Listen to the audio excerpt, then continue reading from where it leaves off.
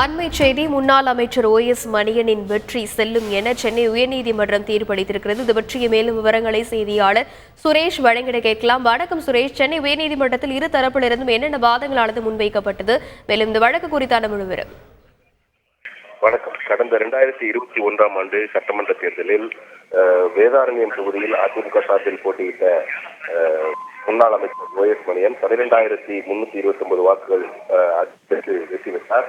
இந்த வெற்றியை எதிர்த்து அந்த தொகுதியில் திமுக சார்பில் போட்டியிட்ட வேட்பாளர் வேதரத்னம் சென்னை உயர்நீதிமன்றத்தில் தேர்தல் வழக்கை தாக்கல் செய்திருந்தார். அந்த மனுவில் தொகுதியில் 60 கோடி ரூபாய் அளவுக்கு பணப்பட்டுவாடா செய்யப்பட்டுள்ளதாகவும் இருவேறு சமூகங்களுக்கு இடையே ஒரு விரோதத்தை தூண்டிவிட்டதாகவும் அந்த மனுவில் அவர் குற்றம் சாட்டியிருந்தார். அது மட்டுமல்லாமல் வேதாரண்யேஸ்வரர் கோவிலுக்கு சொந்தமான நிலத்தை சுமார் 7,000 பேருக்கு பட்டா வழங்கப்படும் என்ற ஒரு பொய் வாக்குறுதியை அளித்து அவர் வெற்றி பெற்றுள்ளதாகவும் அந்த மனுவில் அவர் தெரிவித்திருந்தார்.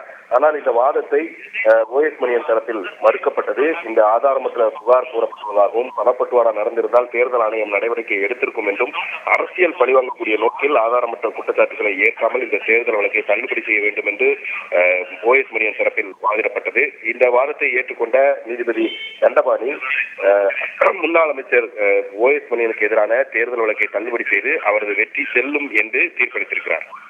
சுரேஷ், சென்னை உயர்நீதிமன்றத்தில் நடைபெற்ற இந்த வழக்கில் என்னென்ன விஷயங்கள் எல்லாம் இரு தரப்பிலிருந்தும் தெரிவிக்கப்பட்டது, என்னென்ன வாதங்கள் எல்லாம் முன்வைக்கப்பட்டது?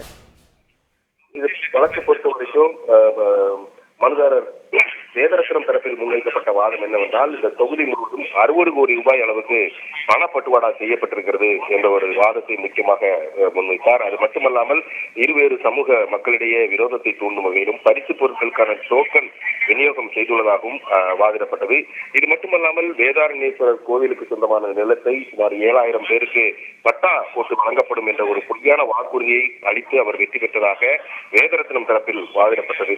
அது மட்டுமல்லாமல் அதிகார துஷ்பிரயோகம் மூலமாக வேதாரண்யம் நகராட்சி ஆணையர், காவல் துணை கண்காணிப்பாளர் உள்ளிட்ட அரசு அதிகாரிகளையும் தேர்தல் முகவர்களாக பயன்படுத்தியிருந்ததாகவும் அவர் தரப்பில் வாதிடப்பட்டது.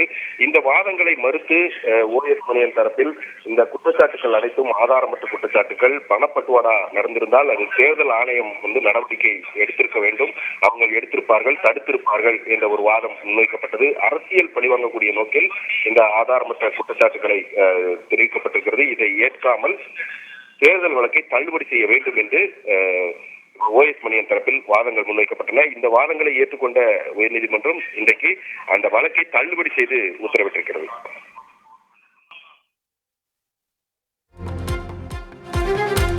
விவரங்களுக்கு நன்றி சுரேஷ். செய்திகளை உடனுக்குடன் தெரிந்து கொள்ள உடனே சப்ஸ்கிரைப் பண்ணுங்க.